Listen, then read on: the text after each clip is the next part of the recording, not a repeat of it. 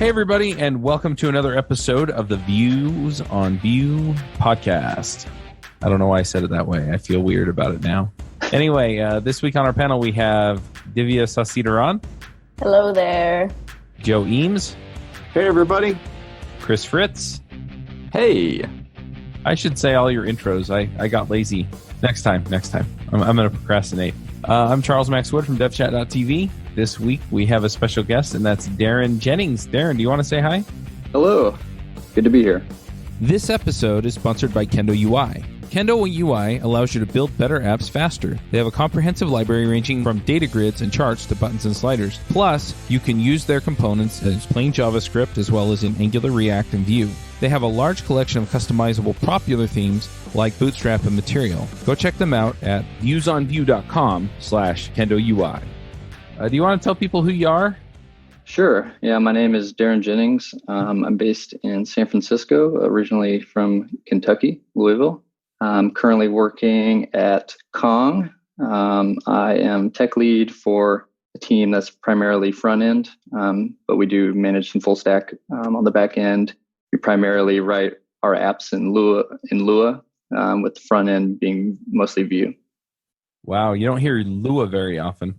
No, it's definitely more esoteric language, a smaller community. Yep. I think the last time I coded Lua was to mod a game. Yeah, most people have the intro. They're like, oh, I think I did a Minecraft mod with that. Nice. Kong is built primarily on top of Nginx, and then we use an open source framework called OpenResty. And OpenResty is Lua bindings for Nginx. So we're heavily invested there, and the real bread and butter of Kong is our plugin ecosystem, which is essentially composing Lua scripts to inject functionality into Nginx.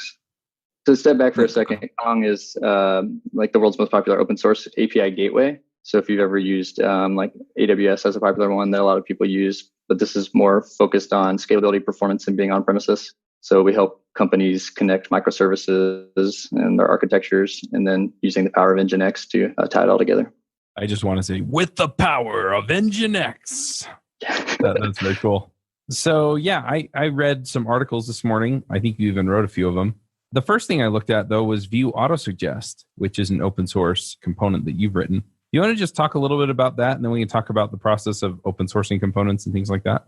Yeah, definitely. Vue-autosuggest was originally written at my last job, EduSense. They're a marketplace for educational products. We were looking to write an autosuggest component in our search bar, and we were using Vue, and it just seemed like a really good foray into open source. And so we built it, open sourced it, and I've been maintaining it for the past year, a little over a year, I believe. And yeah, just learned a lot on what people wanted from components when you open source them and make them general purpose. And so vue-autosuggest is, some people call it like an omnibox, or, if you type into Google in your Chrome suggestions, it would be like that would be an application of using vue-autosuggest. It's not like a lot of autosuggest components that try to tie in XHR requests, and it's trying to be as pure as possible, no styling. You just feed it data, and then it handles all of the stuff that is complicated, such as being able to be accessible, being able to interact with the keyboard in intuitive ways, handling if you have multiple data sources and you want to group them, having sections. A lot of the code that we wrote became pretty large, and so it seemed like a good idea to open source it, and it's been going pretty well ever since. So on the scale, I think a lot of component libraries exist somewhere on a scale from like completely zero config, where you can just like drop it in and it looks good and it works good and there's nothing else that you have to do, to like fully configurable, like completely flexible and very unopinionated. This is more on the unopinionated end? Correct. Yeah. So I think when it first came up, it was basically just a component and you fed it props. Sometimes they're referred to as like control props. We quickly realized that people didn't want to interact with components in that way. So if you come from like a React backend or a React background, you might think, oh, I need to like compose functionality with this component. I don't want to just drop it in. And then you get what, some people call propagating, where you just have like someone's like, oh, hey, I want to have vue-autosuggest actually have a tab UI inside of the dropdown, in which case you can't just build like includes tabs as a prop. it needs to be a little more user-friendly. And then as the code grows, you don't want the bundle size to get large. So that's something that we kept in mind, is that it'd be more general purpose, so that you could build a tab UI inside of the dropdown if you wanted, but at the same time, it should just kind of work out of the box. Propagate, and I like that. That's funny. I hadn't actually heard that. Okay, yeah, I think I originally heard that from Kent C. Dodds. He's popular in open source and React. Yeah, I'm familiar. It sounds like something he'd say, yeah. Cool. Is this something, like before you open source it, is this something that you were using internally? Yeah, that was definitely something that we did, was we released it on NPM as a private NPM package, just so we could get in the habit of creating updates, using some of the tooling, so like yarn linking, so that we could release it internally, adapt it as much as we needed, and then not have to worry about backwards compatibility. So we even, like, when we first released it, we just tagged it beta and, changed the API quite a bit before it was, officially open source stable. So yarn link or NPM link? Like, could you explain that a little bit? Like, what is linking for people who might not be familiar with that feature? Yeah, so a lot of times when you're developing a component locally, you want to include it in your package.json, right? But you're also the author of that package. So if you need to pull it from NPM, your package always thinks, oh, this is from NPM, like I need to go pull it from the registry. But if you need to link it, that's the feature, like NPM link is so that you can basically say it's actually on my file system. So NPM link, underneath the hood, it just uses a Linux like symbolic link, and it'll point to your file system instead. And I said yarn link because we use yarn primarily, and it's a little bit more intuitive, I found. Like using yarn link, the UI is just a little bit nicer, and I've run into fewer issues, but yeah, they're essentially the same. So that allows you to change the component library that you're working on and sort of develop on it while you're using it in your app at the same time. You don't have to like npm install to reinstall it. If because a file, you publish it up to the registry. Yeah. Mm. Okay. Correct. Got it. So you get to use it as if it's published, even while it's still in development. Yep. That's cool. Okay. Sorry. Go on. So you were saying you're using, npm link, and you wanted to get sort of a hang of the process. So, at first this was just private. Mm-hmm. Yeah, we wanted to get a hang of the process. It was private. We knew that it was going to need a lot of work as we were developing it, but we wanted to, jump into open source. We wanted to use it on our team, and we wanted to be able to share it. And then if PR started coming in, we wanted to be able to use those as well. But you should be so lucky if your open source project is popular enough that people actually want to submit PRs. Mostly we found that most people just have issues and they want you to fix them. But once we did that, we released it. We made it unprivate. We published it, and then pretty much didn't touch it again until the community started complaining. And I shouldn't say complaining; they were actually really nice. My experience in open source has been nothing but positive. I know a lot of people are scared that open source is like a burden and that people just complain. That's been my experience of people complaining on Twitter. But actually, everyone was just very thankful. And when they submitted issues, they were very polite. And I've had a lot of luck just seeing people's experience with the component and how they want to use it. Yeah, I think a lot of times when you hear people complaining on Twitter, it's maintainers of very popular libraries and oftentimes ecosystems. And I can speak personally that it can feel a little bit overwhelming sometimes. But my experience is also that, generally people are very, very nice. You do have exceptions sometimes, but those are the rare exceptions. I'm curious, what is, when you open sourced it, did you what was the biggest use case that people are using this specific component for? Do you have knowledge of that? It was interesting because I was trying to figure it out. I soon realized that my component was being used in enterprise level applications that people couldn't share the source for. Oh, interesting. So they would say things like, hey, when my clients click the input, they get an error. Or, hey, when we tried to replace jQuery autosuggest, or like Twitter type ahead, I think was another popular, like people coming from legacy applications and trying to migrate to Vue, they would find my component just by searching, and they would try to replace old things. And so then their use cases became interesting. Some people would complain about performance because they were, having millions of records in the autosuggest. Some people would suggest that the APIs that I were using weren't necessarily like performant. So they would suggest performance enhancements, which was really cool. Hey, wait a second. You said millions. You didn't literally mean Millions. I think actually I had one user who had thousands, but the problem was that each slot in the suggestion was actually had like a lot of DOM content in it. Oh, really? If you have like an auto suggest, I don't currently support virtual scrolling. So if you do have thousands, it's not a lot per se, but if you have, if each result has a ton of components in it, then that's when you have issues. Oh yeah, definitely. That's actually just an HTML thing. It wasn't actually due to the component, obviously. Guillaume has a good auto scrolling library. I know. I tried to integrate it at one point, much to no avail. So that's a to-do item for sure. Maybe a chance for a PR later. Yeah, open to PRs. I accept them. How do you handle it then when it's okay? Well, it looks like this is your problem and not my problem. Like, how do you tell people that? I think being like really upfront and honest with people, like this library doesn't support it. I'll get to that this weekend. Or I've tried to give people a very valuable tool has been Code Sandbox. So if someone has an issue, I say, here's a Code Sandbox. Can you reproduce it? Or if someone has a niche use case, I try to like just quickly see if I can fix it for them. And if it's something like, hey, it doesn't support this specific, like I have an open issue right now where someone wants to implement a tab UI with pagination, and it wants to be able to like request XHR requests through the paginated results. And I just told them like, I don't know exactly how I would do this initially. I have some suggestions, but if you would like to, you can totally help out. And how do you know what features, like how do you decide what features that you actually want to implement? Because you probably have people requesting a lot of different things. Like where do you draw the line? How do you draw the line for your project? Yeah, I think that's a good question. I haven't, like the tab UI is probably the thing that I didn't think that I would like try to implement because it didn't fit my use case. And then it being general purpose, I want it to be able to make fit the obvious use cases. So if someone is suggesting a feature that seems like outside of the scope, I don't know if there's a clear line. I haven't seen that line yet, except for what I just mentioned. You haven't found a good way to define the scope yet? Right. Like the virtual scrolling is probably the next big thing that I wanted to implement. And so if someone suggested it, I would probably keep the issue open. I wouldn't close the issue and say outside of the scope of this component. I would probably just put a help wanted tag on it. Got it. Yeah.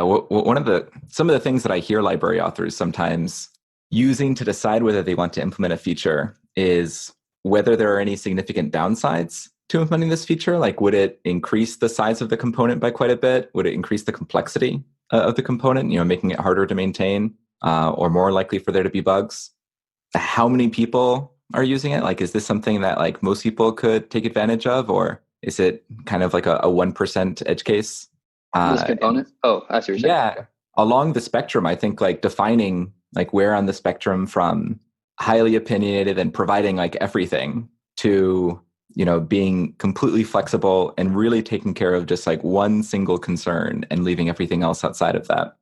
Figuring out where in the spectrum you want to fall can also be really helpful in deciding, is this going to be a feature I support, or is this the kind of feature that I won't support? And defining that in your project README can also, for people who do feel overwhelmed, reduce the number of like issues and PRs that people open that you would just try to politely close because they've misunderstood what kinds of features are welcome in that project and what kinds of changes are welcome. Yeah, that's a really good point. And going back to your earlier point, like my library isn't used at like, for instance, the view level. So I don't maintain thousands of issues. But that has been a goal of mine, is that someone should be able to copy the example from there's just like a little code block that's like the base example. They should be able to copy that, put it in their app, and it should immediately work versus some components I see the get it working step takes maybe 2 or 3 steps. Yeah, and I love that you provide a code sandbox for people. It sounds like you set this up already so that there's a code sandbox template that is already using vue-autosuggest, and all they have to do is like modify it to duplicate the behavior that they're seeing in their apps, right? Right. So that makes it so much easier than like building a code sandbox from scratch, or a lot of people don't even know that code sandbox exists. Yeah, I've come across that too. I'm very surprised because I use it all the time. Yeah, so that's really awesome that you provide that. I think that's something more library authors should do. Yeah, and I'm definitely sitting on the shoulders of giants here. I've copied a lot of my open source inspiration from, like I mentioned, Kent Dodds earlier, even some, like, I think you mentioned the author of the virtual scroller. What was his name? Guillaume Chow, also known as Acclaimed. That's his screen name. Okay, yeah. Acclaimed. I've seen some of his projects and copied some of like the README tips. And yeah, it's been really helpful to see the community and emulate, not necessarily innovate in the ways that don't need to be innovated. Yeah. Were there any, when you're creating components or at least open source projects, there's always the question of testing. What was your approach when you were working on this specific component? So luckily, if you just develop a component, you don't really have to worry about integration tests. I know some people do use integration tests for just like a simple component, but I just took I tried to use the base library, vue-autosuggest, and just do unit tests. I will say that the tests have been invaluable. Like knowing when someone submits a PR that all the tests still pass is just like makes you sleep a lot easier at night, because you know that your component my component isn't being used by thousands of people every day, and they're not upgrading all the time. So I want to like have some personal assurance that what I released won't like come to bite me back in like 3 months when someone discovers a bug that was introduced. And then also they run very quickly. They're unit tests, and I use Jest. I use snapshot testing to make sure that even if you do a very small change, that those snapshots will capture that you change, some attribute you misnamed or whatever it be. That's fair. So like auto-suggest, I'm guessing, is just using like scope slots essentially, and then you're just passing data or props through so that people can just grab it and design their own like component essentially. Yes.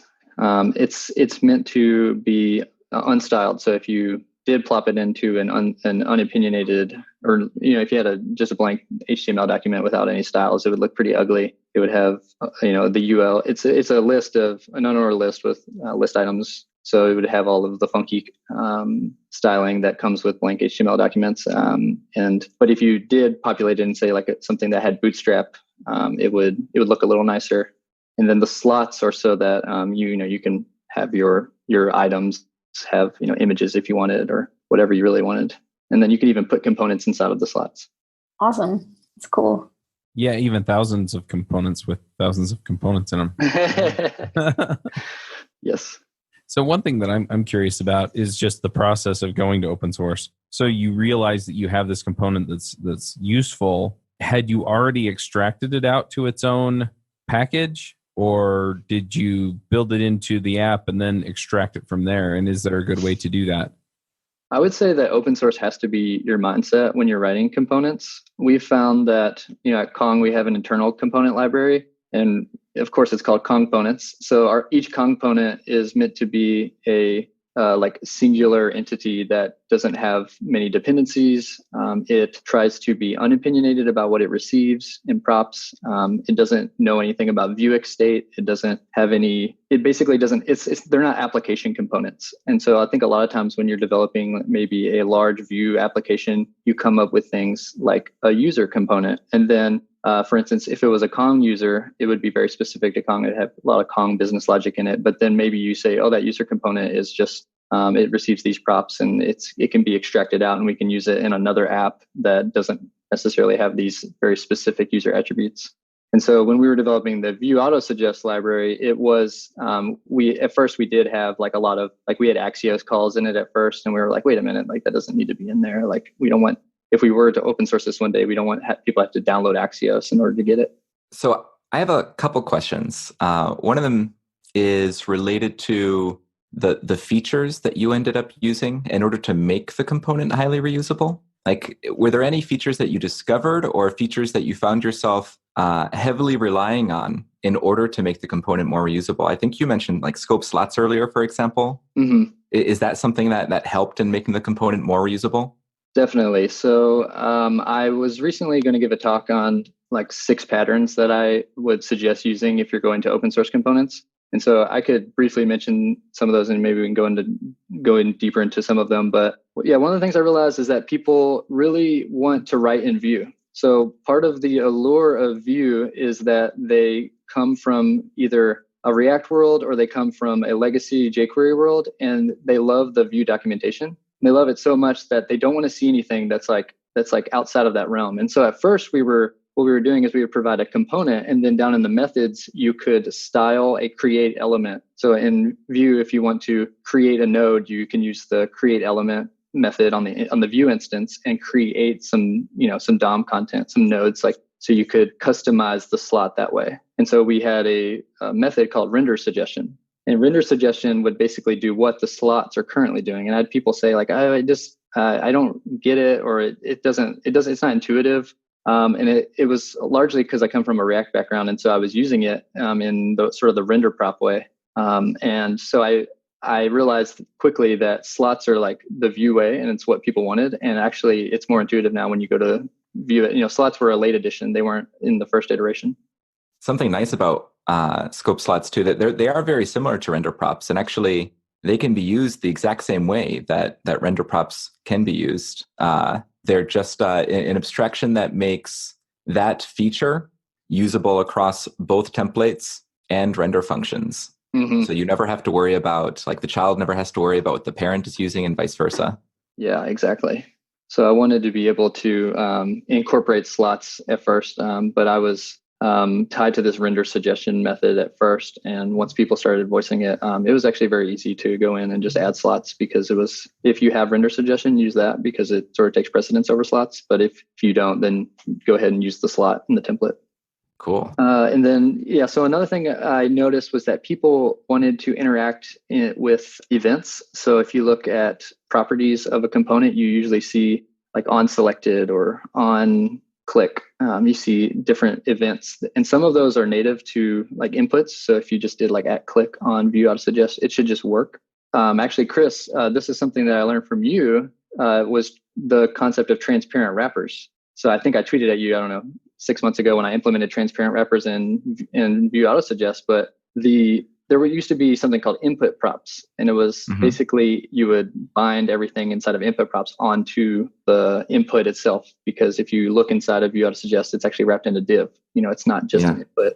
So the transparent wrappers, for maybe the audience who doesn't know, it allows you to pass down properties or listeners from the parent component to a child that is several layers deep within the custom component. So when people put at click on vue-autosuggest, it should actually bind to the input, not the div that's the parent of the input. Yeah, so you get to use it just like a regular input, but with superpowers. Exactly. So yeah, transparent wrappers, slots, emitting events. What I was saying earlier is that some people, I had like a prop called onSelected, and people actually, if you guys are familiar with Algolia, but it's it uses autosuggest in a lot of their base examples, and they wanted Algolia users to be able to implement custom components across all of their libraries. So they have like a React and a Vue and a vanilla JavaScript example. And so one of the engineers contacted me and said, hey, I wanted to integrate vue-autosuggest, but this onSelected thing just doesn't really seem like a Vue thing. You should just use @selected. And so that actually made it more obvious when you're actually looking at the component that @selected is actually an event. It's not, for instance, anything else, or it's not like you wouldn't have to go look at the props to know that. Does that make sense? I think so. Yeah. So were there other features that you found like really useful? I think you mentioned there were like 6 or something. Did we do 3 so far or something like that? Yeah, we've done 3. So the fourth one, server-side rendering. I think this can get left by the wayside because maybe you don't use it, but it's very easy to make your app server-side rendered. It's essentially just don't do anything in the mounted. So I realized that my component was actually doing something a little funky when it was server-side rendered. It would like flash some content for a second, and then it would like close, actually, once it like hydrated the component.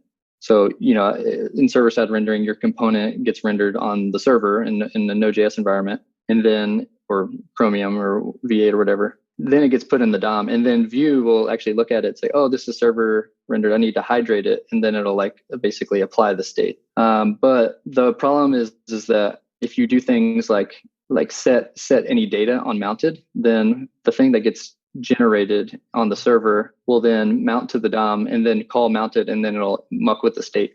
And so it's just like being mindful that those are two different environments. And so you shouldn't do any like window or document on the server, and then don't put like global side effects in the mounted lifecycle. Yeah, doing anything with document or window is definitely a potential problem. And to make a component that needs to access Windows sometimes usable in a server-side rendered environment, you often have to check to see if like Windows is available first. And then if it is, then you can do Windows stuff. Otherwise, you often do nothing, or you do something different. Yes, exactly. Yeah, so that was actually pretty easy. I submitted. No one actually even complained about it. I just one day realized that I hadn't really tested it, and I went to test it, and it was just one line of fix. I was setting the result. There's like I maintain an internal property called isOpen, and so I just was setting isOpen on mounted to false. Well, it was a little more complicated than that, but essentially that was what I had to do. So just remove that and put it in the created and made sure it was good. Cool. Yeah, I've run into issues like that too before, where there's something I discover in one of my libraries, and it's like, oh, this doesn't work. Why hasn't anyone said anything? Yep. But yeah, a lot of times, like, no one has run into that, specific edge case yet, or they've assumed that they're doing something wrong. Sometimes. Yeah. That's always fun when they assume they're doing something wrong, and you're like, actually, no, you are doing exactly right. And a lot of people just don't open issues too. Yeah, I sometimes wonder about that. If someone got frustrated with my component and just decided to give up and write their own, or I'm sure it's happened with like everything that I've ever produced. Yeah, I guarantee. The only reason it wouldn't have happened is if it just isn't popular enough. I had like two more, which is the first one I haven't implemented yet. So it's kind of like a to-do. I've implemented it on some components at Kong, but it's this idea of it's the term. Actually, going back to Kent Dodds, he coined it. I believe he coined it, but it's called a data reducer or a state reducer. And so this pattern is instead of telling people, giving them props that are control props, controlling some states. So for instance, on selected, I do a few things. I may be like, when you select something, I'll close the input. I'll fire off an event or something. I'll do a few things internally. But the problem with that is that you come across people who are like, oh, well, when I click the suggestion, I don't actually want to close the results. Like I want to keep it open, like, because auto-suggest, you can't fit everyone's use case. So what you can do instead is implement like if you guys have ever used Redux or Vuex, there's like these ideas of reducers, which is you have some state and the event, the Vuex action or mutation has the knowledge of what the state is, and then it will do some actions or mutations, and it will return that state. And so Vuex gives you the ability to build it out of the box, right? You have complete control over those actions. In components, you less so do. You don't know the users of your component don't have access to those reducers or those functions that return state. And so what you can do is you can give them events, and you could get, or in the translating to Vuex, you could give them like Vuex actions. So and you basically hand them the state of your component, and then on the completion of that method, so like say on selected, they actually mutate the state, and so it allows them to reduce the state to what they want.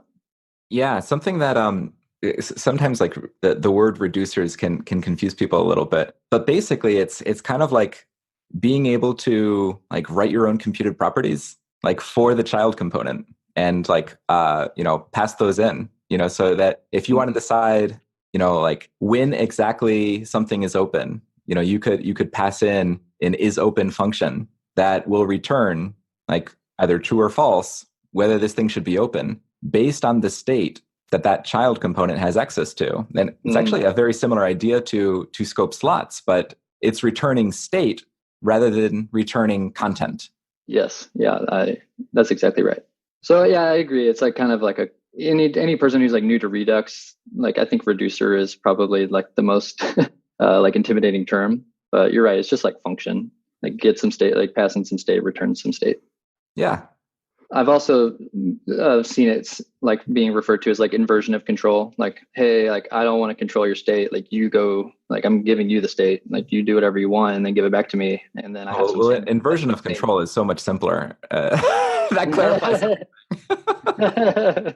I think it's also the idea of like you both were mentioning, just making sure that the component doesn't handle the state too much, that it does things and then passes it on to like Vuex or Redux or whatever.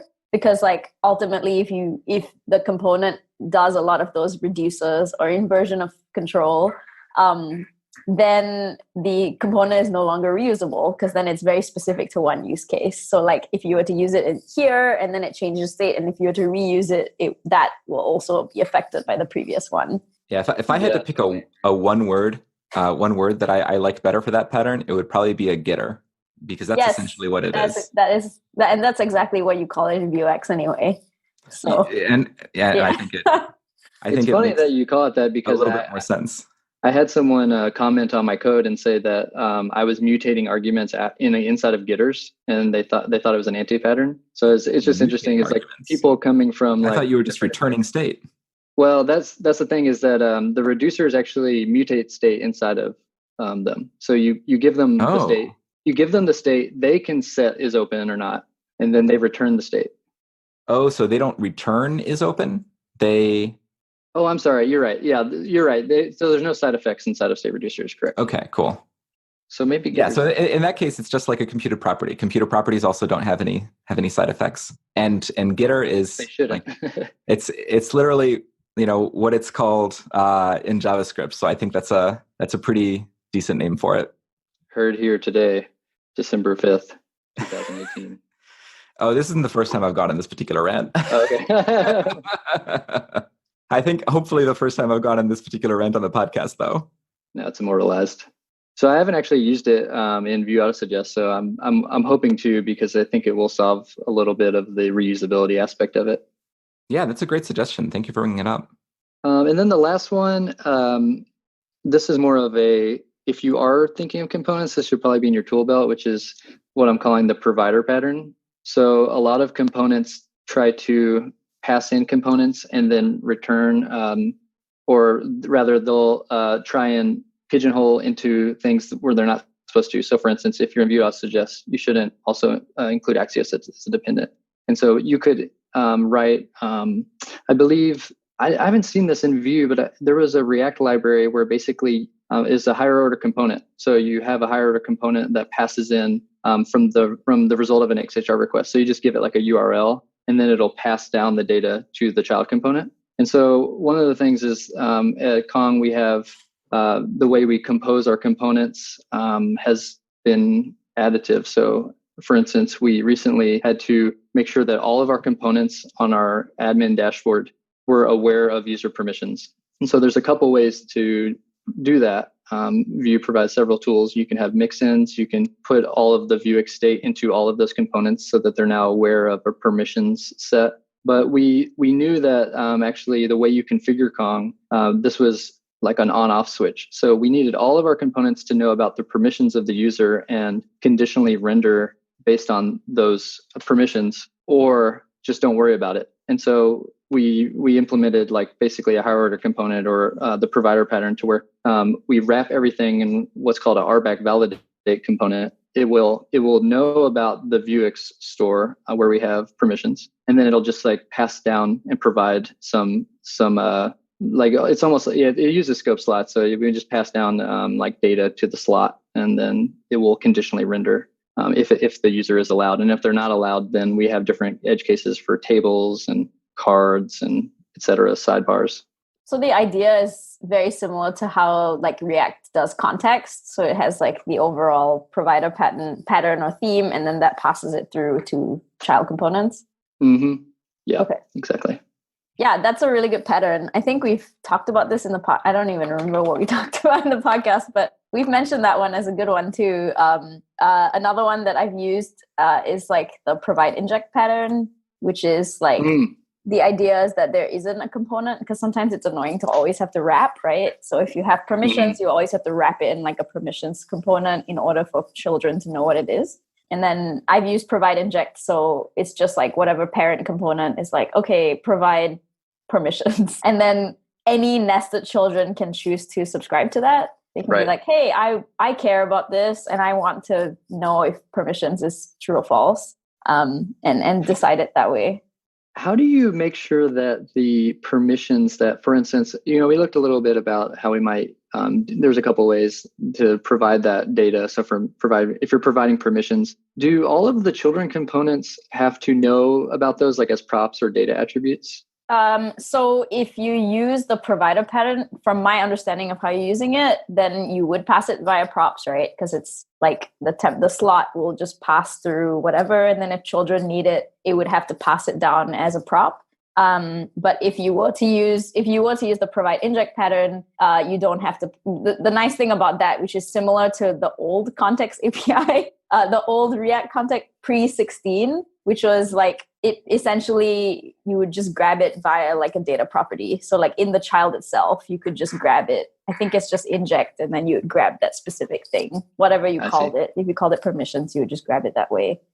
Yeah, that was something that we were trying to avoid in a lot of the templates, was like trying to maintain props across all the components so that they would now have to know about permissions. And I think one of the cool things about wrapping or composing functions with inside of templates as opposed to inside of Vuex or whatever is that the components or the templates, all of a sudden you just can erase all of those higher order components. So the RBAC validate component that I had, it's like if you wanted to strip out RBAC, you would just basically remove all those components, and all of the properties and methods and Vuex store wouldn't have to know about anything.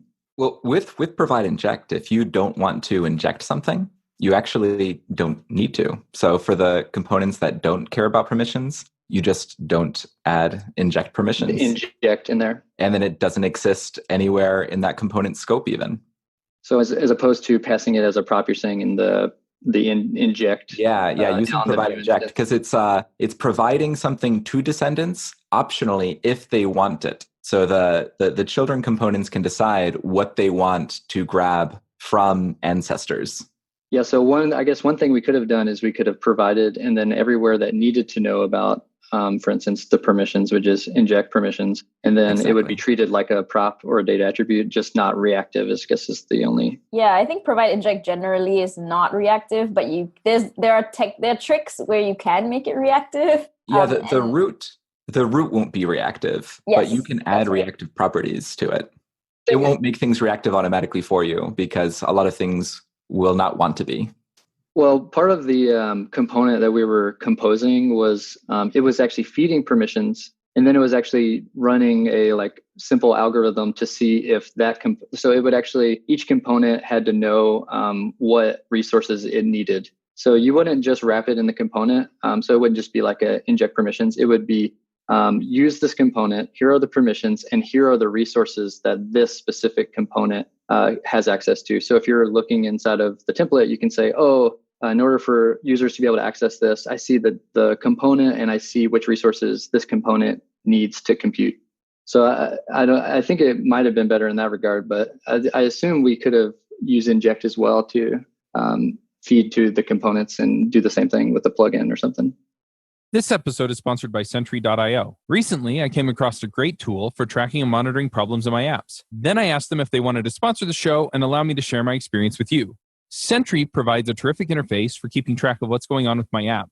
It also tracks releases so I can tell if what I deployed makes things better or worse. They give you full stack traces and as much information as possible about the situation when the error occurred to help you track down the errors. Plus, one thing I love, you can customize the context provided by Sentry. So, if you're looking for specific information about the request, you can provide it. It automatically scrubs passwords and secure information, and you can customize the scrubbing as well. Finally, it has a user feedback system built in that you can use to get information from your users. Oh, and I also love that they support open source to the point where they actually open sourced Sentry if you want to self-host it. Use the code devchat at Sentry.io to get 2 months free on Sentry's small plan. That's code devchat at Sentry.io.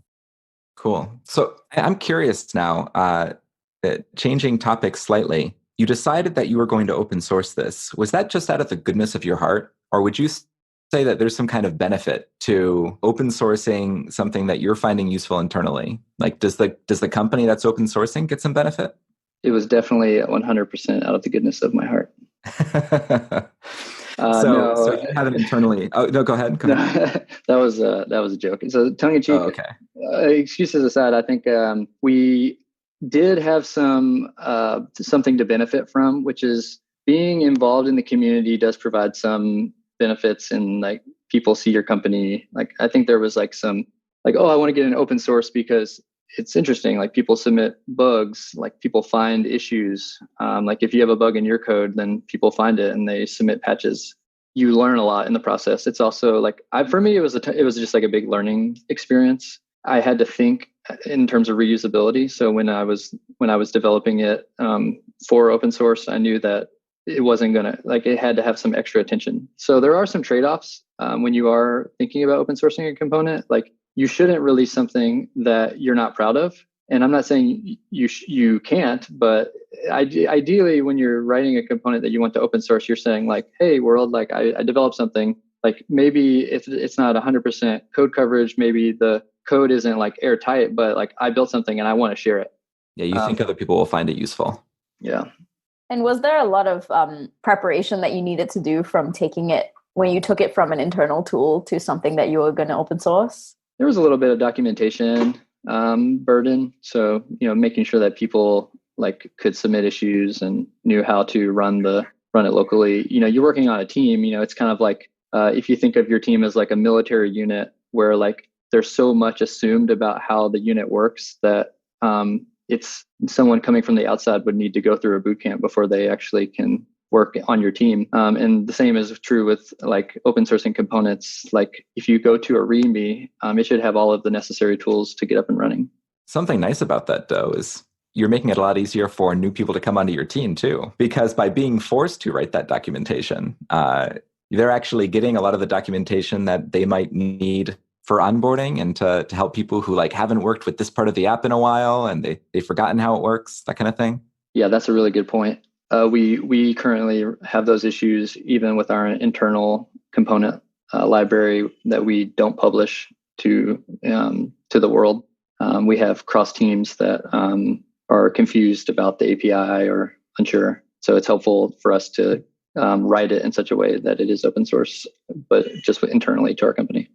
I've also found for a lot of my projects that like getting so many different people's eyes on it that I would normally never get a chance to work with, it allows me to like learn best practices and learn like new strategies for solving problems, like so much more than I otherwise would be. You talked about learning a little bit, but just getting like tons of free code reviews from smart people, that's awesome. Yeah, I get to learn so much pretty much every day from people like asking me a question and realizing like, I actually don't know why I didn't do that. That would be a good idea. Yeah, exactly. I feel humbled to be talking to all of you. It's like definitely an honor to open source things. That's probably not like a shared opinion among all open sourcers, but I think it is an honor for people to open source. We live in a world where you can open source things and share code. And that's like such a beautiful thing. Like, even when I started out in development, like GitHub was barely a thing. And I just can't imagine life without GitHub now and without being able to, or maybe I should be saying GitLab. I don't know. Yeah. Both. And I think it is both like in honor, like it makes me feel really good to be able to contribute to a community and make other people's lives easier. And also it can be painful sometimes. It's like anything. It's like a relationship. Sometimes things are really good, and then sometimes things are not so great. Too true. Mostly an unrequited relationship. It's like you invest a lot. I feel like when you write open source, it's usually like the maintainer.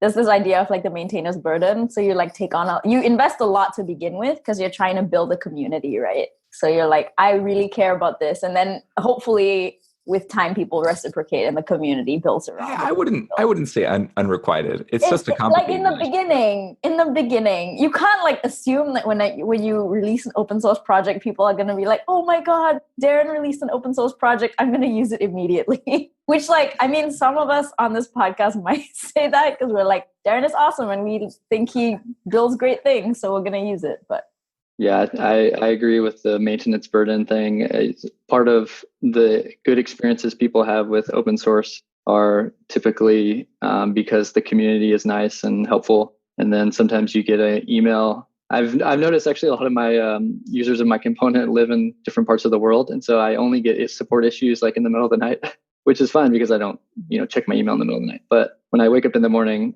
it's like, oh man, this person was like really struggling with my component, and now I have to like fix it. But if I fix it 24 hours from now, like they're going to get it in 24 hours from then, and there's like I'm like letting people down, even though it's free and they can change it if they want. You sort of feel that burden. Like I need to be helping people. Yeah, I feel that burden a lot, even when I've been able to help like most of the people that have had an issue that day. Just like the last 20% or something nags at me.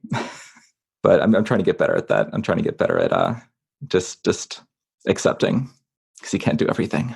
That's totally true. That's totally true. How often do you find that people are asking for, their support request is actually not a support request about your product, but actually a support request about how do I hook this up to a .NET WCF service, right? And because it looks funny. I could appreciate that because I was originally a .NET developer when I first started out. Oh, really?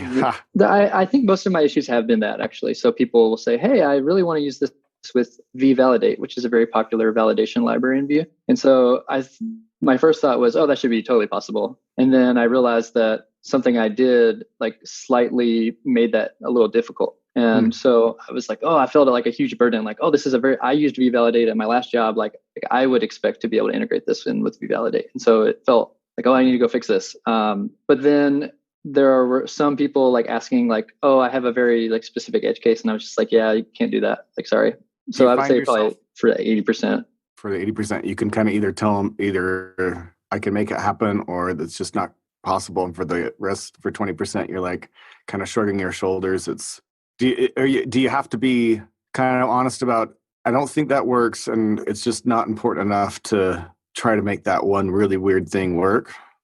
Yeah, being honest with people is 100%. Like I recently had a baby. I mean, I have a 4-month-old, and someone requested a feature or found a bug like literally the week that I had a baby, and I wasn't like gonna like hop on the computer and like fix it. And so I just like replied quickly and said, hey, I just had a baby. Like I can get to this probably in the next month, but PR is welcome. And so people like really, I think people respond well to that. They think like, oh, open source is human.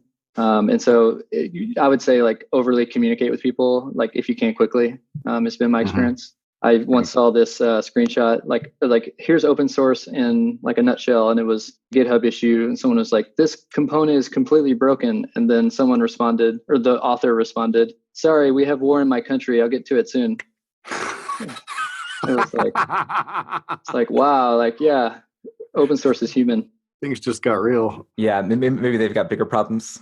Right. Survival. First world problems seem a little. Yeah. And Joe, I think I know what you mean with like sometimes people asking for things that are, it maybe seem completely unrelated to the actual library. Right. It's like if you give an apple to someone and they ask you to teach them how to make a pie. Right. And it's like, well, I mean, that's kind of like a separate thing. I like baking. I'm not a baker. Maybe you could talk to a baker about that. But like, here's the apple. You can do whatever you want with it. Right. So I don't support any open source libraries that I built, but I put out quite a few courses, online courses. And so, I'm teaching people something. And what I find a lot is a lot of the support requests, very, very, very, very few of the support requests that I get in the discussion forums are about, hey, I have this, the course has a problem, and the ones that are, usually it's their typo. But generally I get these questions like, hey, you taught me how to use, Angular. That's a lot of what I've done so far. You taught me how to use Angular to do this, but I want to use it with this, or I want to do this, or I want to expand it beyond that. And I unfortunately kind of, oftentimes have to just tell them, look, either it's, I want to do something else. It's like, you got to take more courses on those topics, or I want to do this specific thing, like a WCF service. That was on the top of my head because that actually support request came in today, and I have to send them off to Stack Overflow. So I was kind of curious, in the open source world, does that happen a lot? People are just, and Chris kind of resonated with that, but asking, you gave me the apple, I really want to make a pie. And you kind of, sometimes it's like, I'd love to sit here and work through with you how to figure that thing out, but I have no idea. And even if I did have some concept, right? Like I can't spend 4 hours helping you take the next step in your journey because I could at the same time, either add more features or fix problems that would address hundreds or thousands of people using this product. Yeah, just a quick note on that. At Kong, we are an API gateway, and we're built on top of OpenResty, which is based on top of Nginx. And so we have all these like Lua bindings. And we don't support gRPC, which is like another protocol similar to HTTP. And but we posted a release candidate for Kong 1.0 recently. And one of our main authors in Thibaut said, hey, we don't have support for gRPC, but here's kind of how I would probably think about it if you want to like go toy with it. And he responded like very quickly to the person's request. And this is on like Kong Nation, which is a discourse forum that we maintain. And, within like a month, someone responded and said, oh, hey, I got it working. And he posted that in one of our internal Slack channels, and everybody was like, our minds are blown. Like, I can't believe that someone got it working. Like, we just didn't have time to get it working. And someone got this very useful feature working just through the power of open source. And so the moral of that story, I think, is respond quickly with what you think might be a good approach, but you don't always have to like take it to fruition. Right. Take it to completion. There's so much thought and talk and discussion about side of open source, which is you can't be a slave to the project, right? Open source maintainers and burnout amongst maintainers and stuff like this. I mean, we're heading into that side of the discussion anyway, and I think I've heard that or read that discussion, 100 times in the last 4 or 5 years as people become more vocal about how demanding supporting an open source project can be. But still, I really like what you've constantly reiterated, which is communicate quickly if you can, and then be honest. And it's nice. It's also really nice to hear that apparently your responses so far have been very human and warm and not people demanding that you fix their issue, because whatever problems you might have or whatever your life is like is way less important than the problem they're having right now. Yeah, and I've thought that people might respond more critically to the project in general because it was originally under the EduSense organization. And so sometimes people assume that if you're an SF-based organization, open sourcing components, then maybe you have a team of people that can get to your issues and they should fix them. So there's a little bit of trying to humanize it so that people know they're just talking to Darren Jennings, who has a wife and kids. Right. Cool. So I'm the host now. And so I think we should get to picks at some point. Do we have anything else that we want to add to the conversation before we wrap up? I think there's one question, final like wrap-up question I would like to ask if nobody else has anything else. Sure, go ahead.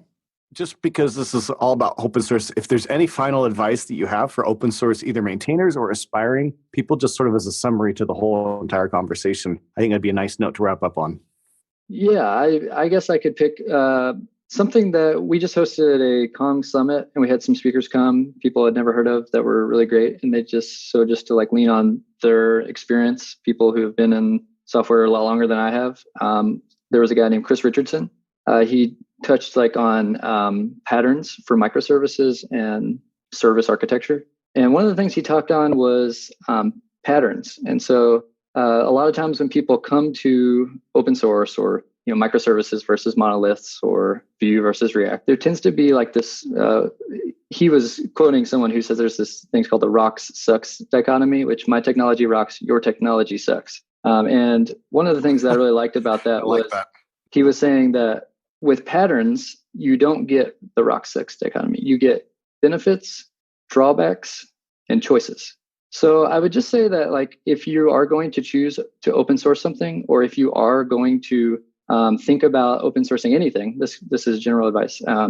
Think about the benefits, the drawbacks, and the choices that you have to make in regards to those things, because for a lot of companies, microservices doesn't make sense, but for a lot of companies, they do. And so without patterns, you have microservices are the only way, monoliths are terrible, or React is clearly the only decision for enterprise solutions, and Vue is for hobbyists. But with patterns, you have microservices fit our business needs. Monoliths are right for my organization at this time. You get a little bit more of the, it may be going back to just like the human aspect, which is we don't develop from an ivory tower. We have real decisions and things. And so it made sense for me at the time to open source vue-autosuggest. But it doesn't make sense right now for us to like open source a lot of the components at Kong, because we have a lot of benefits to open sourcing within, but we have a lot of drawbacks to open sourcing to the greater community. Nice. Awesome. That's a really good note to end on. So if people are looking for you, where can they find you? I'm pretty sure I'm Darren Jennings everywhere except for maybe on Switch. I'm Dardran. So if you want to befriend me on Switch, it's actually kind of hard. You need like a friend ID. But yeah, on Twitter, I'm at Darren Jennings. On LinkedIn, I think I'm Darren Jennings. On GitHub, I'm at Darren Jennings. Except for in the middle of the night, you're at the dark night. Yeah. And you can email detailed instructions for how to friend you on Switch to Chuck, and we'll leave that in the show notes. There you go. Okay, I look forward to beating you all at Rocket League. Ooh, those are fighting words, and you probably would. Yeah, you probably would. So it's a very hard game. I'm not that good. Can you fly? Are you one of those people that are just like flying around all the time? Okay, I don't want to make any claims about my Rocket League abilities. Let's just play. Nice. And in next week's episode, we figure out if Darren beat Chris. Oh, he totally could, I'm sure. I don't play very often. I don't play at all. This episode is brought to you by TripleByte. Applying to programming jobs sucks. You have to put the right keywords in your resume, you spend hours and hours on the phone screens and take-home projects, and that's assuming the company even responds to your application. Well, if you're a software engineer, TripleByte can help. They work with over 400 top tech companies, from big names like Dropbox and Adobe to exciting startups. You do one brief online interview with them, and if you do well, you go straight to final interviews with the company on their platform. It's like the Common App for software developers. TripleByte does not look at your resume or where you went to school. All they care about is if you can code. I've helped dozens of software developers with various credentials get jobs, and this looks like a terrific way for you to get in and get interviewed and get a job without a lot of the hassle and overhead. You can go check them out at triplebyte.com/view. That's triplebyte.com, byte as in 8 bits. As a special offer for listeners of this show, if you take a job through TripleByte, they'll offer you a $1,000 signing bonus.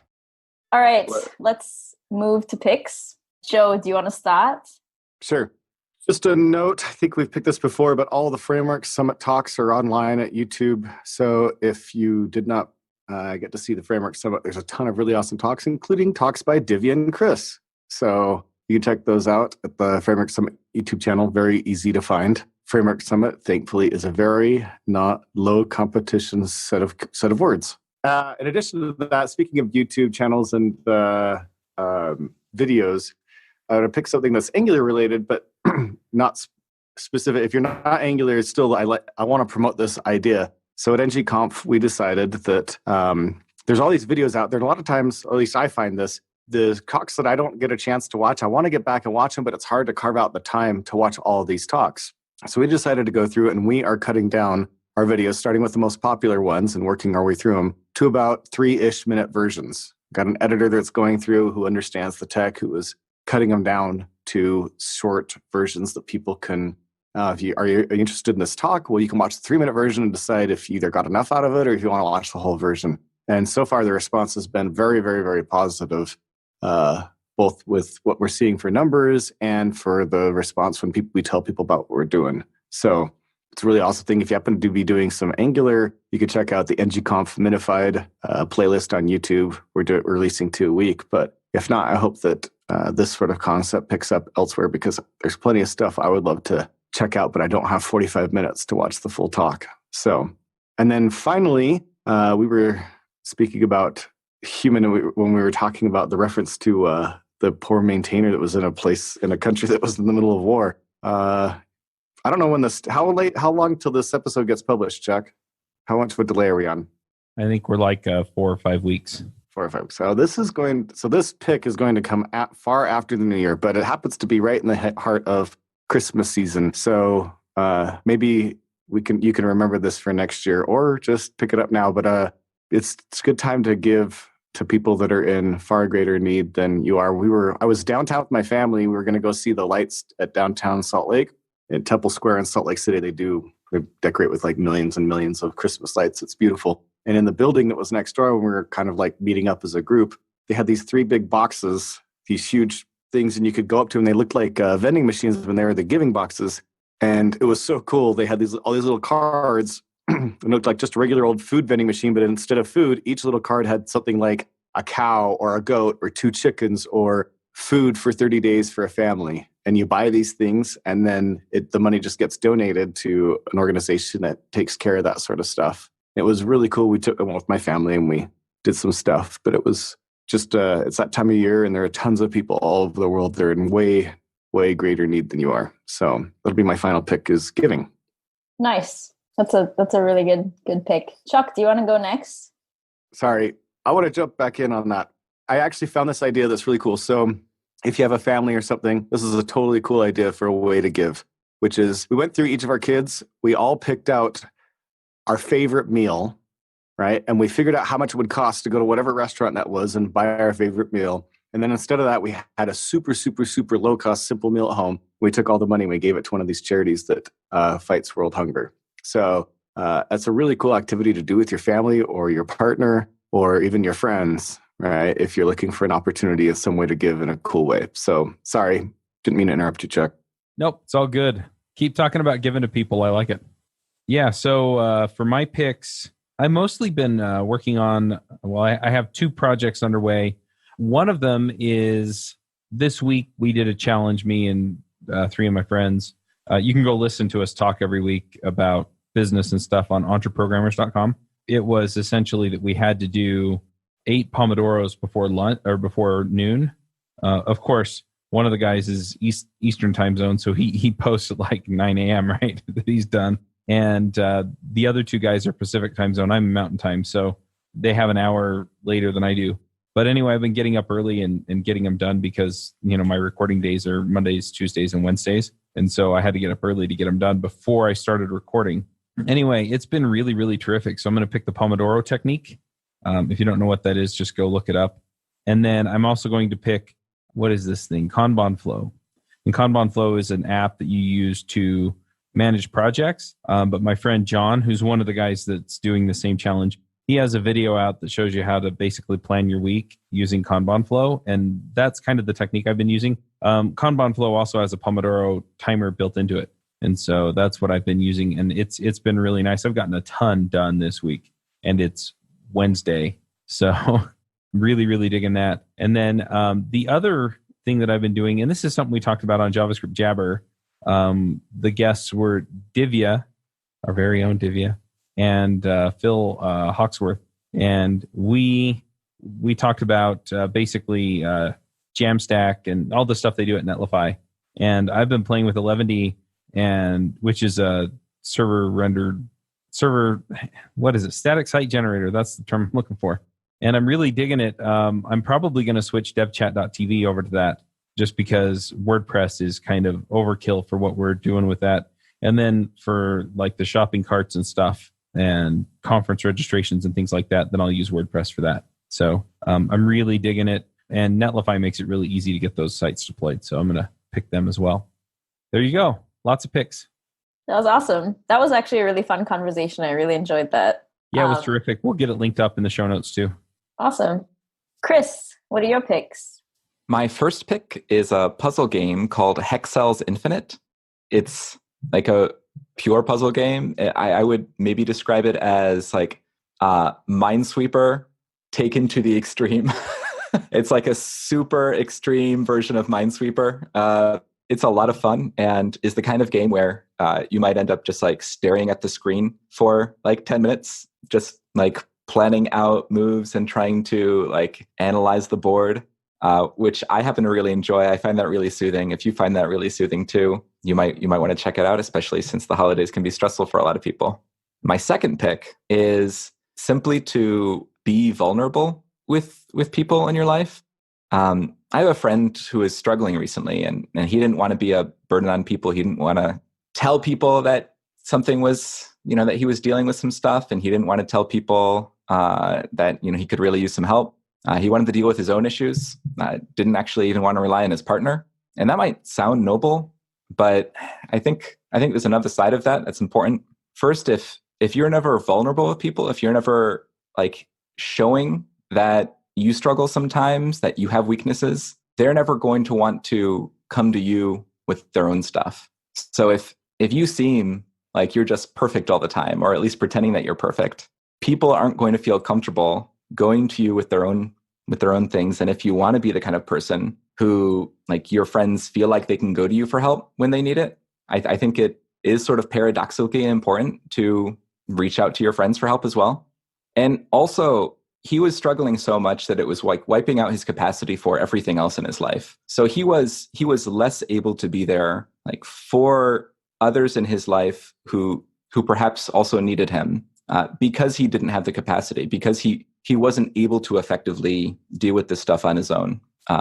And I think with so many things, even if you can eventually deal with it on your own, if you can save yourself like weeks, oftentimes months of hardship by just like reaching out, which has so many times been the case in my life, I think it's definitely worth it. Like you have more energy to give to other people, and other people also feel more comfortable reaching out to you and getting the help that they need. I know a lot of people around the holidays also struggle with mental health stuff, and in the Northern Hemisphere, when things are darker, we also get seasonal affective disorder, many of us. And I guess that brings me to my final pick, which is sun lamps. Sun lamps are really good. You can take vitamin D supplements as well to hopefully not get as sad, as seasonal affective disordered as you otherwise would. That's it. Those are Great pick. Fantastic pick. Yeah. Hey, I want to chip in on that pick with books by Brene Brown that talk about that very same subject. Yeah. Thank you. That's a good suggestion. Awesome. Darren, do you want to go next? Yeah, I want to start off by saying I really resonate with what Chris was saying at the end there, which is recently I was given that same advice. Someone at work, my manager, namely, she basically said, "Hey, I didn't realize like you were going through a really rough time personally right now." And once someone externally said I should probably communicate that to her, that I was basically, like going through a really rough time, like with some personal issues. We just had a baby. And so there's like a lot of postpartum and things that have made just the season of our lives really hard. And so naming that and like telling people in my life actually was non-intuitive. So I really resonate with that. But I would pick, to go back to tech real quick, is like, I would pick, we've been using a library at Kong just recently called Xstate, and it's been pretty cool. It's by a guy named David K. Piano. You guys have probably seen him. He created this library called Xstate for state machines, and it's been really cool to integrate it into our Vue apps. I didn't really get to talk about it on the show, but I would definitely recommend going and checking it out. And then second pick would be, I've been playing this really awesome game on Switch called Hollow Knight. It's like a platformer. So if you don't like Metroid or Castlevania type games, or Metrovania as they call it, I would totally go check this out. It's pretty sweet. It's like me and my son play it. He's 6. So it's good for all ages. Oh, it's called Hollow Knight. Oh, I've heard of this. It's a little older game. I don't think it's just on the Switch. I guess my third one would be go check out vue-autosuggest. I'll just leave it at that. Awesome. Yeah, I was just looking at vue-autosuggest, and it has really good documentation. So, it's ooh, high praise, high praise. There you go.